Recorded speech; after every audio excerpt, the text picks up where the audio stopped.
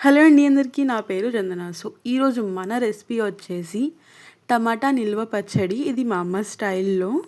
ఈ ఒక్క పచ్చడి ఉంటే చాలండి, ఇంకా మీరు ఏ కూర ఏమి లేకున్నా మంచిగా హ్యాపీగా తినచ్చు. వేడి వేడి అన్నంలో, లేకపోతే మంచి టిఫిన్స్ లైక్ ఉప్మా, దోశ, దేనికైనా సెట్ అయిపోయేది రెసిపీ.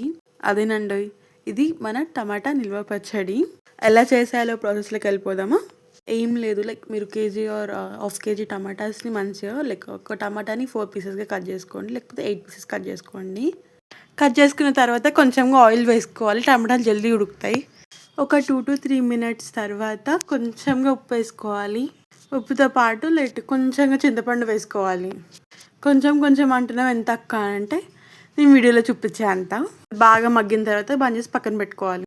పచ్చళ్ళలోకి ఎంత కారం అనేది తీసుకుందాం.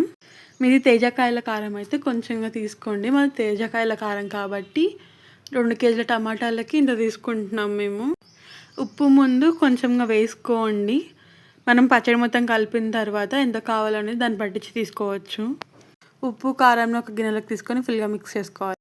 ఈ పొడి వచ్చేసి మెంతులు ఇంకా ఆవాలు మిక్స్ చేసి పట్టిన పొడి. ఇది వచ్చేసి మనం చేసుకున్న టమాటాలని చల్లారిన తర్వాత మిక్సీ చేసుకోవాలి.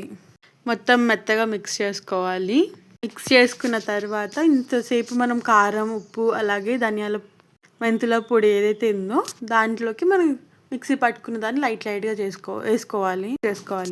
తర్వాత ఒక గిన్నె తీసుకొని గిన్నెలో మళ్ళీ కొన్ని వెల్లిపాయలు, జీలకర్ర వాటిని కూడా బాగా మిక్స్ చేసుకొని ఇంతసేపు మనం ఏదైతే కారం, ఉప్పు అని వేసుకున్నాం కదా అందులో పెట్టాలి.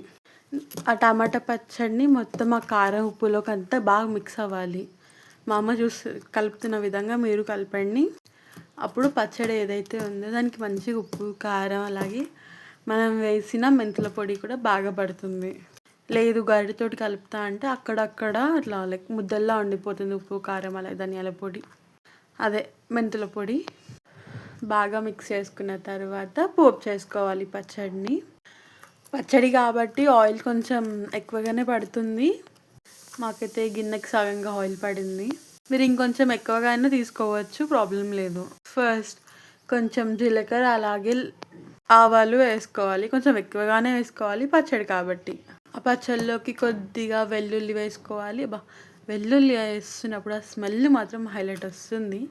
ఆ స్మెల్ అంటే మీలో ఎంతమందికి ఇష్టమో నాకు కామెంట్ చేసి చెప్పండి. వెల్లుల్లి ఒకేసారి వేసేయకుండా కొంచెం కొంచెం వేసుకోండి, ఎందుకంటే మీద చిల్లకుండా ఉంటుంది. దాంతోపాటు లైట్గా కరివేపాకు కూడా వేసుకోండి. నా దగ్గర కరివేపాకు లేదు కాబట్టి నేను వేసుకోవట్లేదు, కొంచెమే ఉంది. మీ దగ్గర ఎక్కువ ఉంటే ఎక్కువ వేసుకోండి. తర్వాత ఎండుమిరపకాయలు కొంచెం ఎక్కువగానే వేసుకోవాలి. నా దగ్గర కొన్ని ఉన్నాయి కాబట్టి కొన్ని వేసాను. లైక్ ఎండుమిరపకాయలతోటి, వెల్లుల్లితోటే పచ్చడి టేస్ట్ వస్తుంది, మర్చిపోకండి. ఆ వెల్లుల్లి, మిరపకాయలు అంతా వేగిన తర్వాత లైట్గా పసుపు వేసుకోవాలి. పోపు చల్లారిన తర్వాత పచ్చట్లో వేసుకోవాలి. మేము కొంచెం అదరబద్దరగా చేస్తున్నాం కాబట్టి వేడిగా ఉన్నప్పుడే వేసుకున్నాము. మీరు మాత్రం పోపు మొత్తం చల్లారిన తర్వాతనే పప్పులో వేసుకోండి, అది పచ్చడిలో వేసుకోండి, చాలా బాగుంటుంది. మీకు కనుక రెసిపీ నచ్చినట్టయితే like and share and subscribe to ఇట్లు మీ చందన యూట్యూబ్ ఛానల్.